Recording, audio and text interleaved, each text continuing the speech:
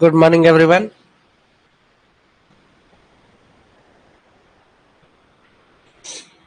Mining ज्ञान में आप नहीं माइनिंग ज्ञान में आप सभी का स्वागत है। तो आज हम देखेंगे setting and withdrawal of supports के बारे में। इससे रिलेटेड जो भी एमसीक्यूज हैं वो हम देखेंगे। और और भी ज़्यादा डीपली अगर आपको एमसीक्यूज देखने हो तो ऑलरेडी मैंने उसमें एएमटी वाले में आपका एमसीक्यूज कवर करा के रखा हुआ है। तो वहां से भी आप setting and withdrawal of supports वाला एमसीक्यूज देख सकते हैं। ठीक है,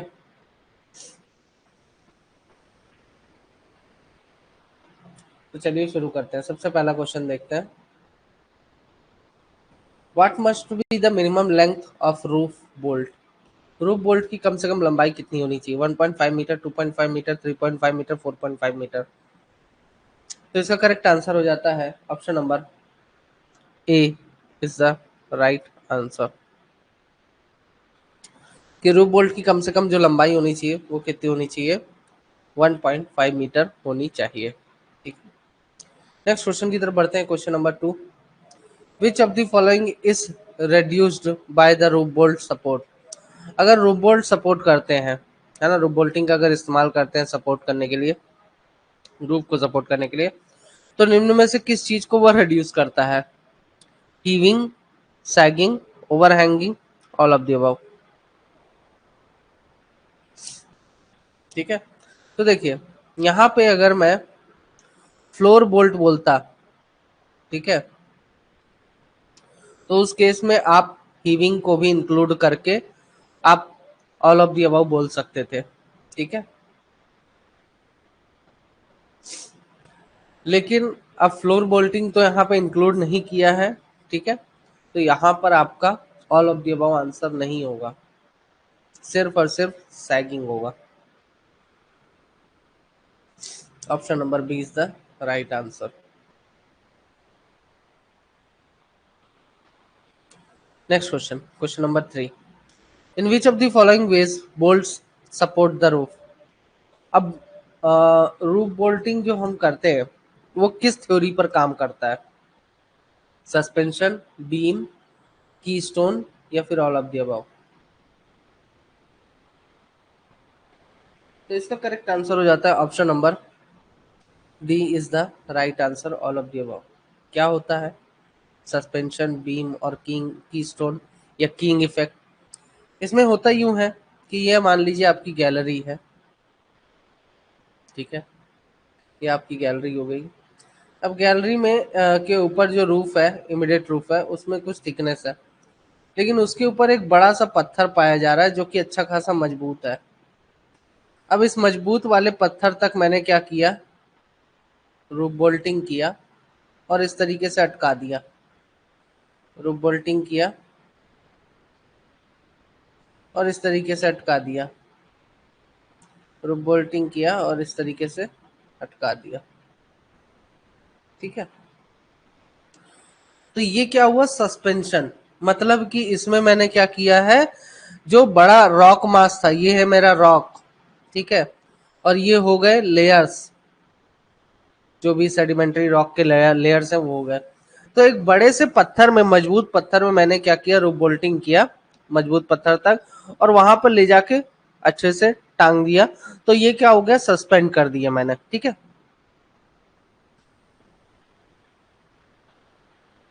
दूसरा होता है बीम थ्योरी। बीम थ्योरी में क्या होता है कि ये आपकी गैलरी, अब इस गैलरी के ऊपर बहुत सारी लेयर्स है, बहुत सारी पास पास में लेयर्स है। ठीक है, अब इन सभी लेयर्स को मैं इकट्ठा रूफ बोल्ट की मदद से इकट्ठा कर दूं। रूफ बोल्ट की मदद से इकट्ठा कर दिया। ठीक है, सब एक हो गई। तो अब ये किसकी तरह काम करेगा? ये सारी लेयर्स इकट्ठा हो गई तो ये किसकी तरह काम करेंगी? एक बीम की तरह काम करेंगी, जैसे घर में बीम डलवाते हो उस टाइप से काम करेंगी। ठीक है, की स्टोन थ्योरी कहां पर यूज होता है? कि मान लीजिए आपकी गैलरी है और गैलरी के ऊपर आपका जो रूफ है कुछ इस प्रकार का है।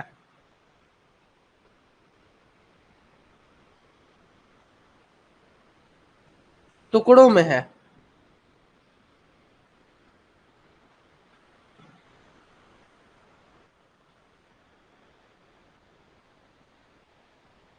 ठीक है, अब इस केस में आपको क्या करना है कि अब पत्थर टुकड़ों में है,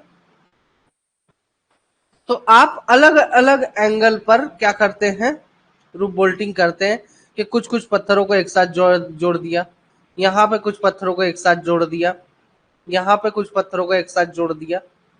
तो इस प्रकार से जब रूप बोल्टिंग करते हैं तो इसको बोलते हैं की स्टोन या फिर कीइंग थ्योरी।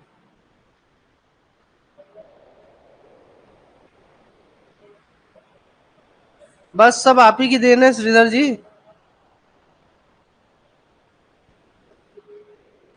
तुम इन लोग तो इतना मेहनत करवाए हो डायग्राम वायग्राम बनवाने की इस यहाँ पे मेरे से। और एक तो एक लड़का था जिसको सरफेस ही नहीं समझ में आता था, तो उसके लिए तो बार बार सरफेस बना के दिखाना पड़ता है।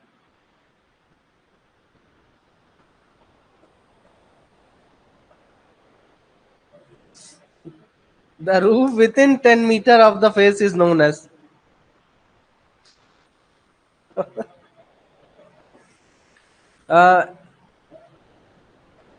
फेस से 10 मीटर के भीतर जो रूफ होती है उसे क्या कहा जाता है? Immediate roof, freshly expose roof, immediate roof, immediate floor, या फिर गैलरी रूफ? हाँ, समझदार के लिए इशारा ही काफी है, क्यों सागर, है ना? तो इसका करेक्ट आंसर हो जाता है option number B is the right answer. हाँ बिल्कुल, इसे ग्रीन रूफ के नाम से भी जाना जाता है।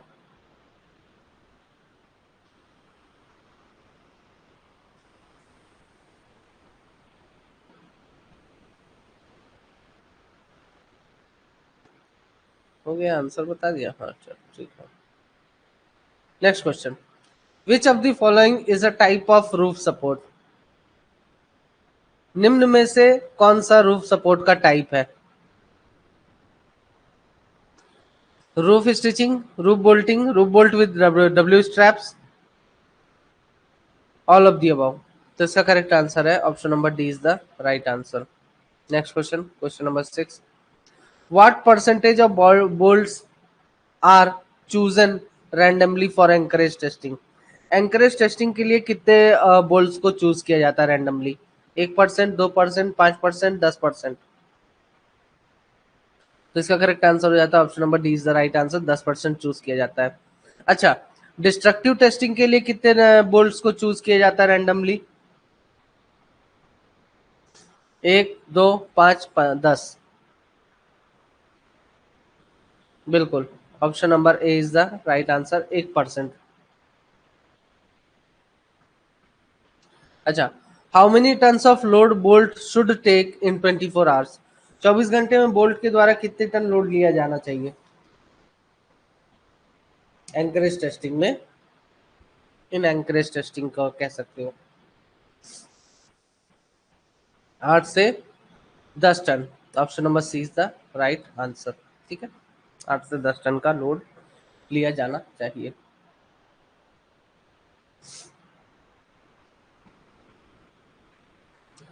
अच्छा, 3 टन कितने मिनट में है? 30 मिनट में। 5 टन कितने मिनट में है? 2 आवर्स में।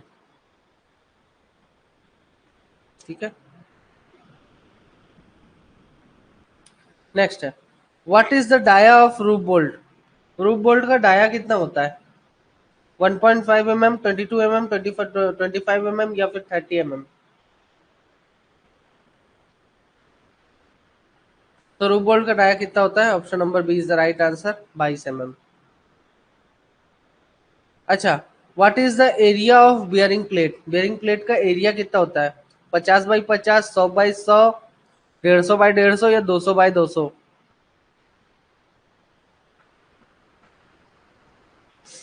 तो इसका करेक्ट आंसर हो जाता है option number C is the right answer, 150 by 150 mm। Next question, what is the minimum thickness of bearing plate? Bearing plate की मिनिमम थिकनेस कितनी है? 5 mm, 8 mm, या 10 mm या 15 mm। तो यहाँ पे करेक्ट आंसर हो जाता है option number B is the right answer. अच्छा, अगर मैं पूछूं कि बियरिंग प्लेट का जो साइज है वो इंच में कितने इंच हो कहा जाएगा? ये जो 150 बाई 150 mm है, इसको इंच में करोगे तो कितना इंच होना चाहिए?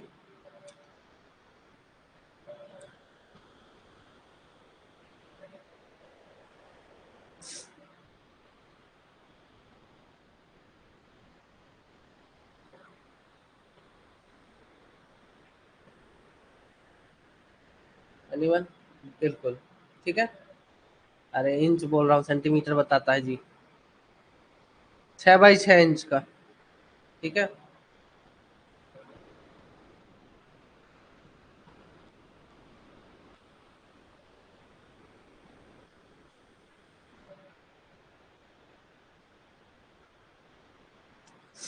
What is the height of nut? अब रूप बोल्टिंग में जो नट यूज होता है उसकी हाइट कितनी होती है? 10, 20, 30, 40 कितने हाइट होती है उसकी? इसका करेक्ट आंसर है option number C is the right answer. Next question number 30। What is the shape of nut? Nut का शेप क्या होता है? Square, rectangular, hexagonal, pentagonal? तो इसका करेक्ट आंसर हो जाता है option number C is the right answer, hexagonal. Next, which of the following is not a part of roof bolting? निम्न में से रूप बोल्टिंग का पार्ट कौन सा नहीं है? Quick setting cement, bearing plate, nut, wire rope?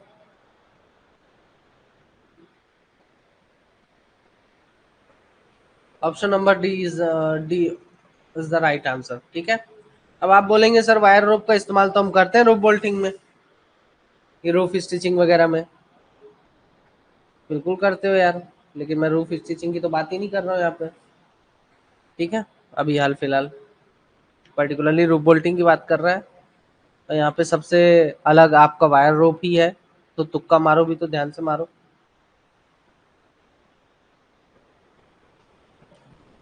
Question number 15। Who among the following shall prepare SCAMP? SCAMP कौन बनाता है? Owner, agent, manager, all of the above? तो इसका correct answer option number D is the right answer, scam 1992। देखे हो? देख लो, अच्छी वेब सीरीज है। Next, to whom copy of a scam shall be sent for any necessary modification?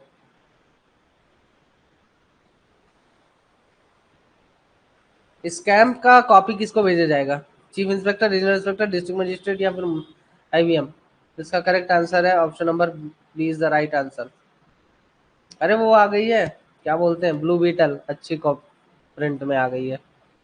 जिसको देखना हो देख सकते हैं। हाँ, साउंड थिएटर प्रिंट वाला है।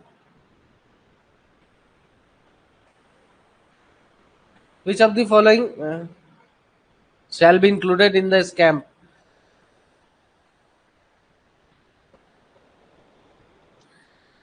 Strata control and monitoring plan में निम्न में से कौन सी चीज इंक्लूड की जाएगी? नहीं आदित्य, कल रात में ही आई है हिंदी में। Type of support for all workings, implementation strategy, training policy, all of the above?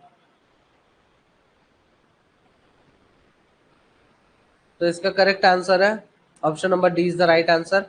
Strata control and monitoring plan में ये सारी चीजें इंक्लूड की जाती हैं। On what basis support plan shall be made? अब सपोर्ट प्लान किस बेसिस पे बनाया जाता है? भाई आपके पास मैकेनाइजेशन क्या है? आपने जो आपका जो स्ट्राटा है उसका किस तरीके से क्लासिफिकेशन, इंजीनियरिंग क्लासिफिकेशन क्या है, किस प्रकार से आप काम करोगे, या ऑल ऑफ द अबव? तो इन सभी पे के बेसिस पर हम जो है तो सपोर्ट प्लान बनाते हैं। ठीक है। इवन की strata control and monitoring plan के बेसिस पर भी आपका सपोर्ट प्लान बनाया जाता है। चलिए, match the following in case of RMR. RMR के केस में मैच करिए। Layer thickness 10, ground seepage 15, strength of roof rock 25, strength features 30।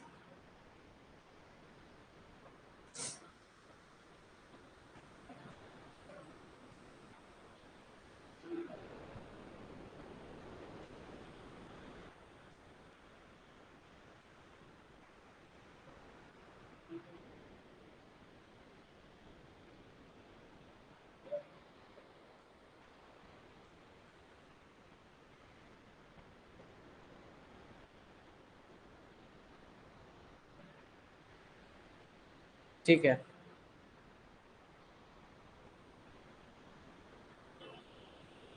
चलिए ठीक है, जब सब लोग बी ही बोल रहे हैं तो बी ही होगा। Option number B is the right answer.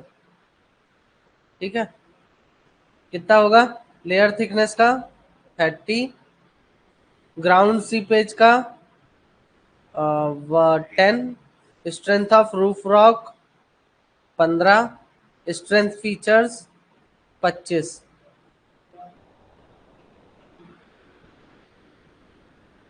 इसके सारे क्वेश्चंस हो जाएं उसके बाद ही एक्सप्लेन करूंगा मैं। Which of the following is not included in the RMR rating? RMR rating में निम्न में से कौन सी चीज इंक्लूड नहीं है? Rock weatherability, ground water seepage, layer thickness, depth of working. तो आरएमआर रेटिंग में कौन सी चीज इंक्लूड नहीं की गई है? Depth of working. Option number D is the right answer. चलिए, अब आपको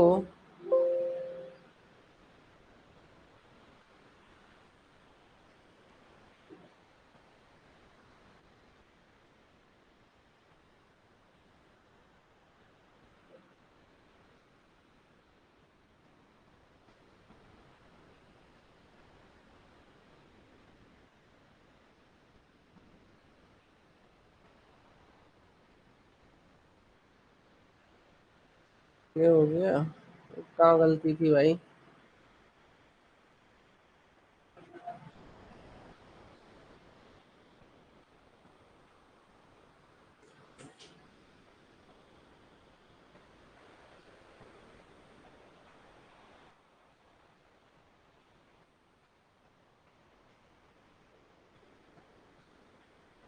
हम्म,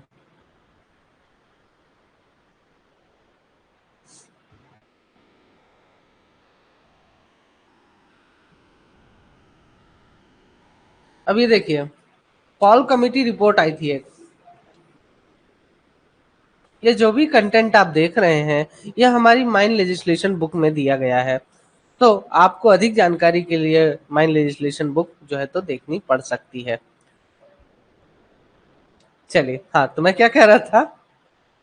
Paul committee, Paul committee report. तो ये जो पॉल कमेटी रिपोर्ट है, इसने क्या दिया कि अगर बोर्ड एंड पिलर मेथड से अगर आप डेवलपमेंट कर रहे हो इंडियन कोल माइंस में, तो रूफ की स्टेबिलिटी को 5 पैरामीटर्स में जो है तो डाला गया है। हर एक पैरामीटर का,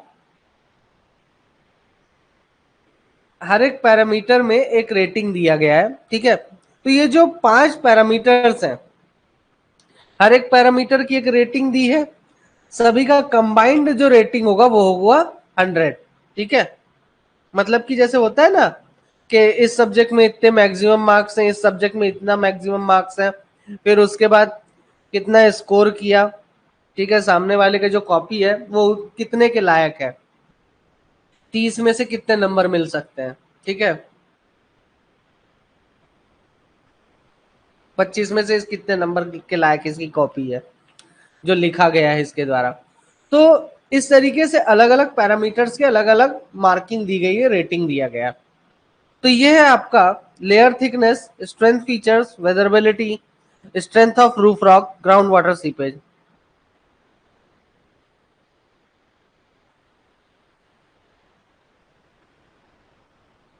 ठीक है, पेज नंबर 162।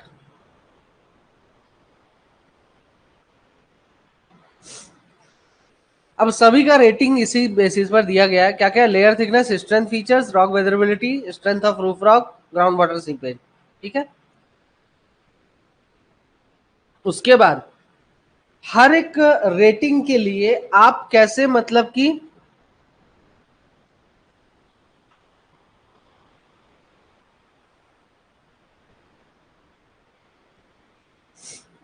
हर एक रेटिंग का अब आपको क्या करना है, जितनी भी आरएमआर की रेटिंग्स है ना, जो भी आपका पैरामीटर है, हर एक पैरामीटर की आप रेटिंग कैसे पता करोगे भाई। जैसे कॉपी चेक करता है कोई भी व्यक्ति, तो वो व्यक्ति आखिर कॉपी चेक करके ही तो पता करेगा कि हाँ ये इसके इतने मार्क्स होंगे। तो यहां पर भी आप क्या प्रोसीजर होगा हर एक पैरामीटर की रेटिंग देने का, है ना। तो भाई कुछ इवैल्यूएशन करोगे, तो इवैल्यूएशन करने का जो तरीका है, लेयर थिकनेस में क्या करेंगे, 2 मीटर का होल जो है तो रूफ में ड्रिल करेंगे। फिर हर एक लेयर्स का थिकनेस हम क्या करेंगे, मेजर करेंगे। पांच पांच लेयर्स की थिकनेस का हम एक एवरेज निकाल लेंगे, 5 वैल्यू निकालेंगे, उसका एक क्या निकाल लेंगे, हम एवरेज निकाल लेंगे सेंटीमीटर में, ठीक है। और उसके बेसिस पर हमारा एक स्टैंडर्ड टेबल दिया गया है, ठीक है, डीजीएमएस के द्वारा। उसके बेसिस पर हम क्या कर लेते हैं फाइनली, कि कितना थिकनेस है किसी भी लेयर का, क्या रेटिंग होना चाहिए इतनी थिकनेस का, इतने एवरेज का थिकनेस का, उसमें आपको समझ में आ जाएगा।